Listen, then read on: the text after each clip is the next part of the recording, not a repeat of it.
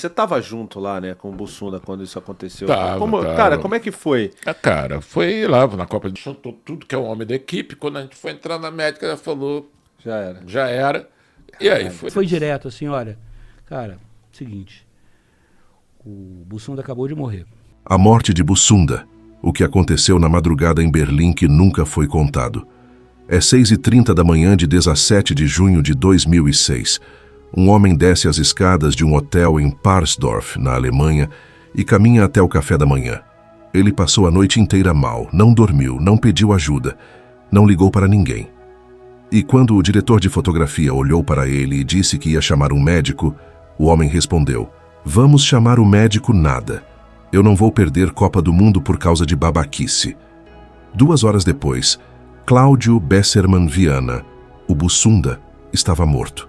Deitado no chão do quarto de hotel, sem camisa, com o desfibrilador no peito. 8 dias antes de completar 44 anos. A versão oficial foi ataque cardíaco. E a história parou aí. Por 18 anos, o Brasil aceitou essa versão. Mas o ataque cardíaco foi a última linha de uma história muito mais longa. Uma história de decisões silenciosas, de sinais ignorados e de segredos que Bussunda carregou sozinho até o fim. Essa é a história que ninguém juntou num mesmo lugar. Até hoje. Hoje você vai descobrir que 10 dias antes de morrer, Bussunda quase perdeu o braço por uma infecção que virou sepse e escondeu de todo mundo. Você vai saber que ele tomava remédios para o coração há tempos e que nenhum dos amigos que estavam com ele na Alemanha sabia disso. Você vai entender por que o cardiologista disse que estava tudo certo, enquanto o corpo de Bussunda já acumulava 5 fatores de risco ao mesmo tempo. Você vai ouvir a última frase que ele disse a um amigo, e a culpa que esse amigo carregou em silêncio por anos. E você vai entender por que Bussunda fez uma escolha que nenhum médico conseguiu reverter de manhã. E se você ainda não se inscreveu no canal Dossiê VIP, faça isso agora. Aperte o botão de inscrição e ative o sininho. Aqui tem investigação. Todo dossiê que a gente lança, você vai ser o primeiro a saber. Fica até o fim. Fica até o final. Para entender o que aconteceu naquele hotel em Munique, você precisa entender o que estava acontecendo dentro do corpo de Bussunda antes mesmo de ele embarcar para a Alemanha. Porque havia uma bomba sendo armada, não por ninguém, não por descuido alheio, mas por uma combinação silenciosa de fatores que juntos formavam um risco que qualquer cardiologista reconheceria de imediato. O primeiro, Bussunda era obeso. Não como característica visual, como fator clínico.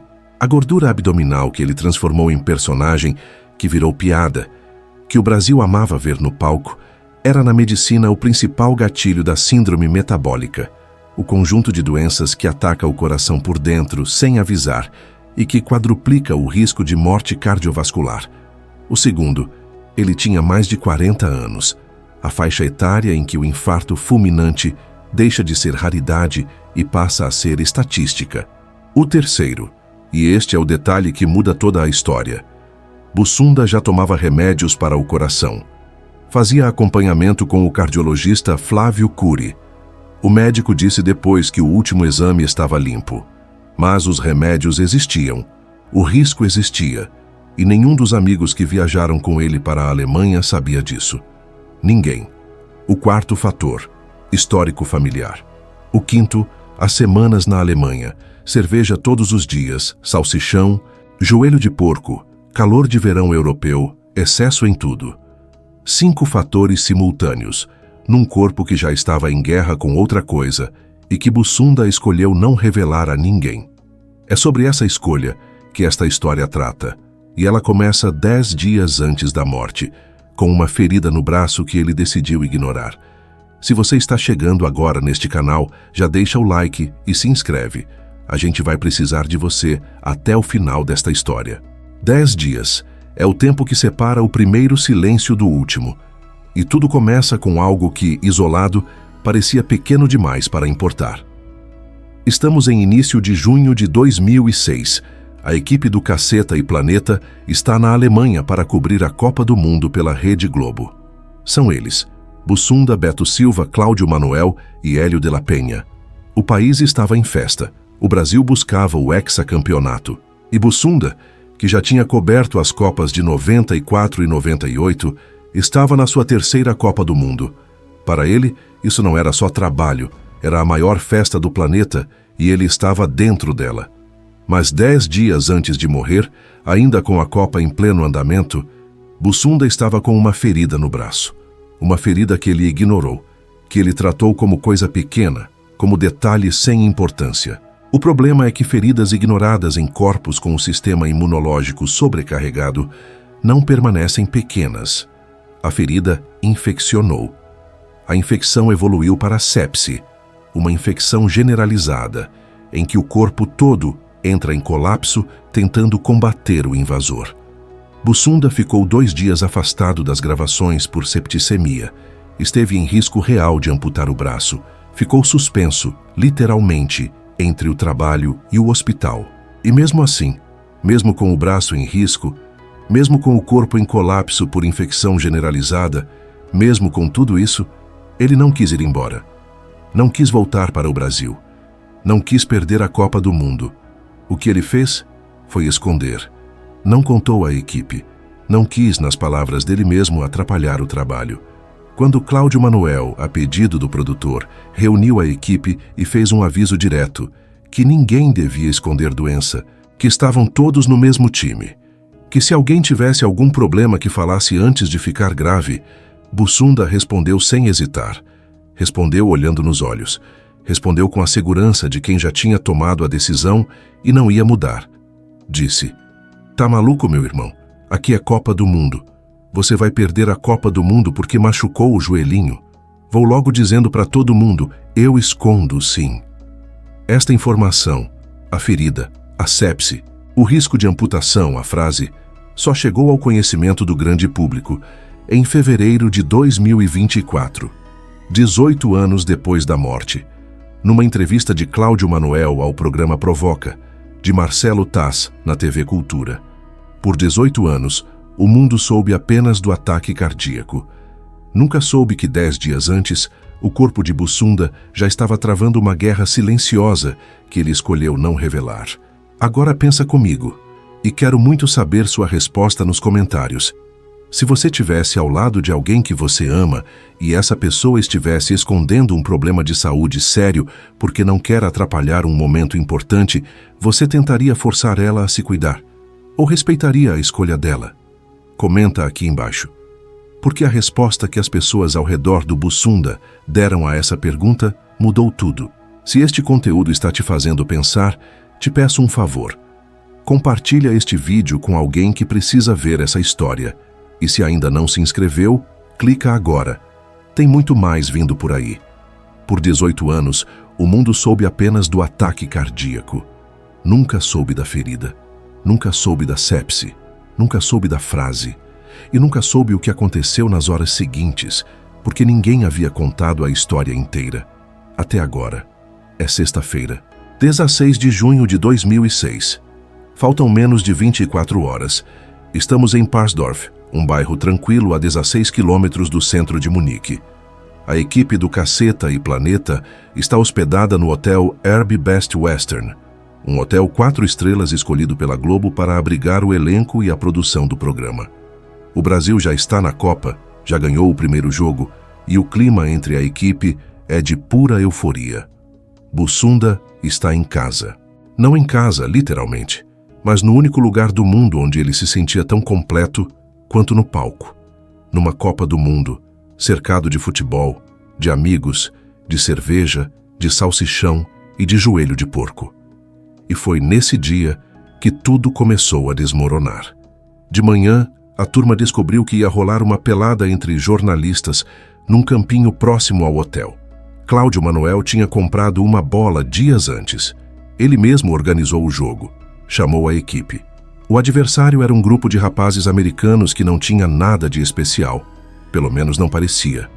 Mas o que aconteceu em campo foi uma goleada impiedosa. Os rapazes americanos destruíram a equipe do Caceta e Planeta. E aquele time improvisado que perdia incluía Ronaldo Fofômeno, Marrentinho Carioca e Tevez. Os personagens que o Brasil inteiro amava. Os americanos, comemoraram incansavelmente. Provavelmente nunca imaginaram que estavam ganhando de craques, mas Bussunda estava em campo, com um braço que acabava de sair de uma sepse, com 5 fatores de risco cardíaco, com remédios para o coração que ele tomava em silêncio, jogando futebol no calor do verão europeu com o sistema cardiovascular no limite. Às 19h30, horário local, Bussunda reclamou de cansaço. A equipe decidiu parar o jogo e voltar para o hotel. No caminho de volta, a coisa começou a ficar mais séria do que parecia. Bussunda chegou a sentar no meio-fio da calçada. Disse que estava cansado. Precisou parar. Beto Silva, Hélio de la Penha e o produtor Eduardo Belo ficaram preocupados. Alguém correu para pegar uma jarra de água gelada. Bussunda não bebeu, jogou na nuca. Disse que estava bem. Cláudio Manuel passou a mão na nuca dele. Estava gelada. Bussunda disse que tinha jogado água. Cláudio aceitou a explicação e seguiram caminhando. Chegando no hotel, a preocupação cresceu. Um dos produtores percebeu que não era só cansaço, mas Bussunda dispensou qualquer ajuda. Foi ao quarto do produtor executivo do programa, Daniel Vincent, o Danão, e disse que estava com dor de cabeça.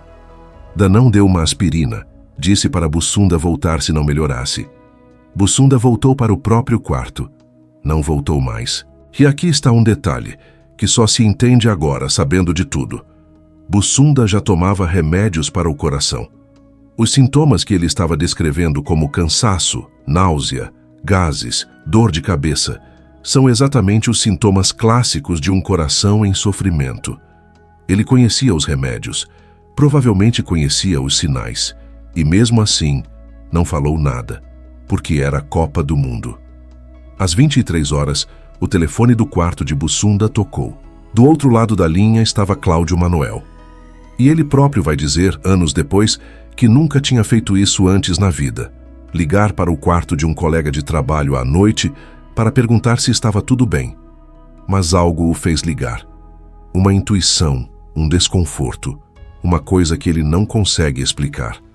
Do outro lado, uma voz irritada, exausta, que não queria ser incomodada. Se me deixarem dormir, vai ficar. Cláudio desligou. Foi dormir. E Bussunda ficou sozinho. O que aconteceu naquela noite, Cláudio Manuel só soube depois, reconstruindo os fatos com quem estava por perto. Bussunda passou a noite inteira mal, sozinho no quarto escuro, com o corpo enviando todos os sinais possíveis de que algo estava gravemente errado. E ele ficou lá, quieto, recusando-se a pedir ajuda, negociando com a dor como se pudesse fazer um acordo com o próprio coração. Aguentar a noite, chegar até amanhã, ver mais um jogo da Copa. E aí sim, talvez, falar com alguém. Ele passou a noite inteira negociando com a morte em nome de não perder a Copa do Mundo. Às 6h30 da manhã de 17 de junho de 2006, Bussunda desceu para o café da manhã do hotel. Tinha passado a noite toda mal, e ainda assim desceu. Ainda assim insistiu. O diretor de fotografia estava lá. Viu Bussunda e percebeu de imediato que alguma coisa estava muito errada. Disse, "Tu não está legal não, vamos chamar o médico." E Bussunda, no mesmo tom de sempre, com a mesma convicção de sempre, respondeu, "Vamos chamar o médico nada. Eu não vou perder Copa do Mundo por causa de babaquice." Foi a última frase registrada de Cláudio Besserman Viana. Logo depois, às 8h30 da manhã, 13h30 da manhã no horário de Brasília, Bussunda sofreu uma parada cardíaca. Um grupo de paramédicos que por acaso também estavam hospedados no hotel foi chamado imediatamente. Tentaram reanimá-lo por mais de 1 hora. Usaram o desfibrilador. Fizeram tudo o que era possível fazer. Não foi suficiente. Cláudio Manuel foi acordado pelo telefone. Do outro lado, o diretor do programa, José Lavigne. Sem rodeios, sem preparação, Bussunda teve uma parada cardíaca. Cláudio Manuel pulou da cama, pegou o primeiro short que encontrou. Foi até o quarto ao lado. A porta estava entreaberta. Entrou e viu o amigo de toda a vida deitado no chão, sem camisa, com o desfibrilador no peito. "Foi a última vez que vi o meu amigo", disse Cláudio anos depois. Às 8h30 da manhã de 17 de junho de 2006, Cláudio Besserman Viana morreu. 8 dias antes de completar 44 anos. Eu preciso parar aqui por um segundo e te fazer uma pergunta. Você acredita que se alguém tivesse forçado Bussunda a ir ao médico naquela noite, ele estaria vivo? Ou o estado do coração dele já tornava esse fim inevitável? Comenta aqui embaixo, porque essa é a pergunta que os amigos dele fazem até hoje. E não existe resposta fácil. Às 8h30 da manhã de 17 de junho, Cláudio Besserman Viana morreu. Agora que você sabe como ele morreu, você precisa saber quem ele era, porque a teimosia daquela noite não caiu do céu. A história começa em Copacabana, no Rio de Janeiro, numa família que tinha todos os ingredientes para produzir um filho convencional e bem-sucedido. Bussunda foi exatamente o oposto, e fez questão disso. Cláudio Besserman Viana era o caçula de 3 filhos. O pai, Luiz Guilherme Viana, era médico. A mãe, Helena Besserman Viana, era psicanalista. O irmão mais velho, Sérgio Besserman, seria mais tarde presidente do IBGE. E Bussunda adorava zoar isso no programa, dizendo que o IBGE era, na verdade, o instituto do irmão do Bussunda. Era uma família judaica, intelectual, politicamente engajada. O tipo de família que daria ao filho todas as ferramentas para ter uma carreira convencional e respeitável. Só que Cláudio não tinha o menor interesse em nada disso. Ainda adolescente, ganhou o apelido que o tornaria famoso para sempre. Na colônia de férias Kinderland, os amigos começaram a chamá-lo de Besserman Sugismundo, uma referência ao personagem Sugismundo, usado numa campanha educativa do governo sobre poluição urbana nos anos 70, e também ao fato de que Cláudio não era exatamente um entusiasta do banho. De Besserman Sugismundo veio Bessermundo, e depois Bussunda. Ele próprio preferia uma versão diferente para a origem do apelido. Dizia que era a mistura das duas coisas que eu mais gosto, aquela que começa com bus e aquela que termina com unda. Na escola, chegou a ser reprovado com nota 0 em todas as matérias. Na faculdade, entrou em comunicação social na UFRJ, em penúltimo lugar no vestibular do 2º semestre, se tornou oficialmente o pior aluno da universidade, título que recebia com orgulho absoluto. Chegou a ser jubilado pela direção da instituição, que simplesmente desistiu dele como estudante. Sobre isso, ele dizia: "Na faculdade pública, meus pais não podiam reclamar que pagavam mensalidade, e a faculdade ajudava no meu projeto de vida de não fazer nada. Não me formei, mas foram ótimos anos. Houve uma época em que não tinha dinheiro para comer ou pagar o ônibus. Uma época de absoluta incerteza, sem carreira, sem renda, sem perspectiva óbvia. E foi exatamente nessa época que ele encontrou o único lugar do mundo onde se sentia completamente certo: o humor. Quando a fama chegou, Bussunda continuou o mesmo sujeito simples, debochado, sem pose, sem distância. Era militante do Partido Comunista do Brasil. Casou-se em 1989 com Angélica Nascimento. Em 1993, nasceu a filha Júlia. O humor, dizia ele com toda a seriedade que alguém como ele era capaz, o havia salvado. E durante 14 anos na maior emissora do Brasil, ele devolveu isso ao país inteiro, de um jeito que ninguém mais vai conseguir repetir. Para entender o tamanho do que se foi naquela manhã, você precisa fechar os olhos por um segundo e lembrar o que era o Brasil quando Bussunda estava no ar. A carreira começou em 1978, quando ainda era estudante, trabalhando como redator do jornal humorístico Caceta Popular, fundado por Beto Silva, Marcelo Madureira e Hélio de la Penha. Era um tabloide irreverente que misturava humor escrachado com crítica política e de comportamento, e encontrou um Brasil faminto por esse tipo de coisa. Depois veio a TV Pirata, em 1988, o programa que virou a televisão brasileira de cabeça para baixo e revelou aquele grupo para o país. E em 1992, o Caceta e Planeta Urgente na Rede Globo, onde Bussunda passaria os últimos 14 anos da carreira e da vida, tornando-se um dos rostos mais reconhecidos do Brasil. As imitações de Bussunda eram de uma categoria à parte. O Ronaldo Fofômeno era tão preciso, tão generoso, tão afetivo com o original, que o próprio Ronaldo era o primeiro a rir. O Lula, o Sérgio Chapeleta, uma caricatura de Sérgio Chapelin, o jornalista do Jornal Nacional, e o marrentinho carioca com o bordão "Ih, fala sério aí", que o Brasil inteiro repetia nos corredores. Além do programa na Globo, era cronista esportivo nas revistas Lance, e Placar participou de filmes, gravou 3 discos e escreveu 11 livros com o grupo. E dublou o personagem principal dos filmes Shrek e Shrek 2, em português. A voz rouca, bonachona, imperfeita e inesquecível do Shrek brasileiro era a voz dele. Era a 3ª Copa do Mundo que cobria, em 94, e em 98 já estava lá. Em 2006, na Alemanha, cobrir a Copa não era trabalho, era a 3ª peregrinação. E foi Cláudio Manuel quem o chamou para ir jogar bola naquela tarde. Uma ligação inocente, uma bola comprada dias antes, e um peso que durou anos. Se você chegou até aqui e ainda não está inscrito no canal, faz isso agora.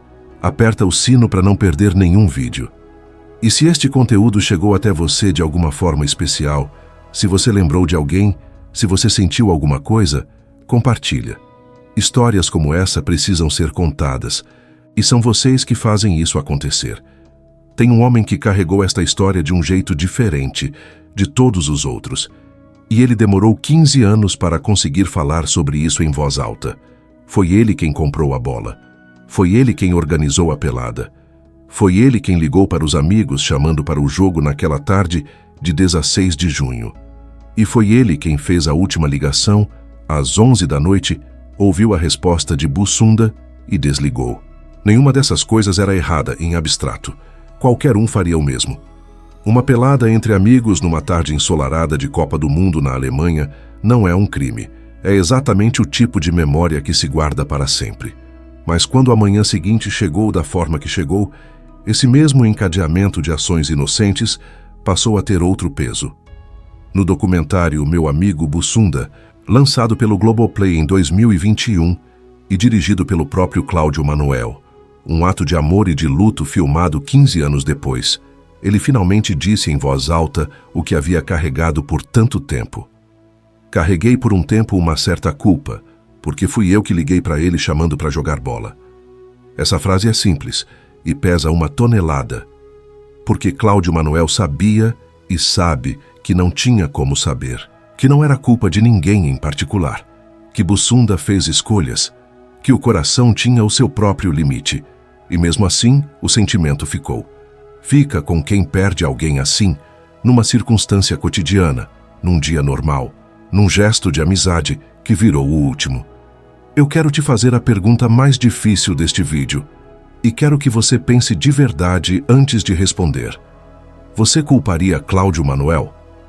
Ele organizou a pelada, chamou Bussunda para jogar, e foi o último a falar com ele. Ou a responsabilidade era inteiramente de Bussunda, que escolheu esconder a ferida, esconder os remédios, esconder a dor e recusar o médico até o fim? Comenta aqui embaixo. Não existe resposta certa. E é exatamente por isso que essa pergunta persegue as pessoas até hoje.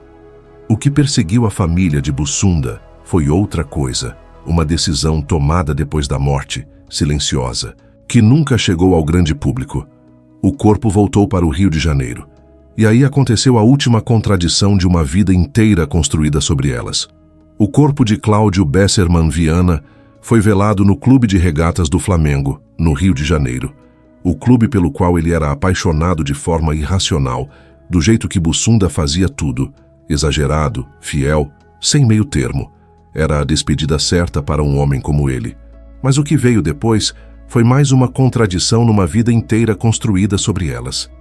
Bussunda era judeu, filho de família judaica, criado na tradição, com toda a história que isso carrega. Mas foi enterrado no cemitério São João Batista, no Rio de Janeiro. Um cemitério cristão. A família ficou desagradada. Havia um ritual, uma tradição, um pertencimento que não foi respeitado. Ninguém do lado de fora da família sabia disso. Ninguém comentou muito na época, mas ficou. Um homem que viveu inteiro de contradições, que era judeu e comunista, que era o pior aluno e o mais amado, que era gordo e rápido, simples e genial, descansou numa última contradição que a família carregou em silêncio. Tinha 43 anos. Faltavam 8 dias para os 44. Mas o Brasil não ficou em silêncio. O Brasil parou. 3 dias depois da morte, o Caceta e Planeta Urgente entrou no ar com um episódio especial. E o que aconteceu naquela noite de terça-feira diz tudo sobre o tamanho do buraco que Bussunda deixou. 48 pontos no Ibope, em São Paulo, o maior da história do programa. O Brasil inteiro parou para ver, para lembrar, para rir uma última vez com ele, de um jeito que dói. Nos meses seguintes, o Rio de Janeiro deu o nome de Cláudio Besserman Viana, a principal avenida da Vila Pan-Americana, construída para os Jogos Pan-Americanos de 2007. Uma escola pública também recebeu seu nome. Em 2010, o jornalista Guilherme Fiuza lançou a biografia Bussunda, A Vida do Caceta, pela editora Objetiva, 407 páginas construídas a partir de mais de 80 horas de entrevistas com 50 pessoas. Fiuza conta que o processo de escrever o livro foi tão intenso que desfez o próprio casamento. Assim era a história de Bussunda. Absorvia quem se aproximava dela. Em 2021, o Globoplay lançou o documentário Meu Amigo Bussunda, dirigido por Cláudio Manuel. No 10º aniversário da morte, amigos e ex-colegas organizaram uma partida de futebol em homenagem a ele. Futebol, claro. Como poderia ser diferente? Antes de chegarmos ao fim, se este vídeo tocou em alguma coisa em você, deixa o like, inscreve no canal e compartilha com alguém que lembra do Bussunda. Cada compartilhamento leva esta história para mais uma pessoa, e histórias como essa merecem ser lembradas. Cláudio Manuel comprou uma bola de futebol dias antes de 16 de junho. Uma bola comum, de borracha, comprada numa loja qualquer da Alemanha, porque ele queria fazer uma pelada com os amigos durante a Copa do Mundo. Foi com essa bola que ele chamou Bussunda para jogar. Foi com essa bola que a última tarde começou. O que Cláudio Manuel fez com ela depois, ninguém sabe. Mas é impossível pensar que ele alguma vez olhou para uma bola de futebol do mesmo jeito. Bussunda fez escolhas. Escondeu a ferida, escondeu os remédios, recusou o médico, negociou com a dor a noite inteira, porque perder a Copa do Mundo era para ele simplesmente impensável. Não era irresponsabilidade, era quem ele era. Um homem que viveu com tanta intensidade que o próprio corpo não conseguiu acompanhar. Cláudio Besserman. Viana morreu em 17 de junho de 2006. A Copa do Mundo continuou. O Brasil foi eliminado nas quartas de final. E a bola que iniciou tudo ficou em algum lugar que ninguém lembra.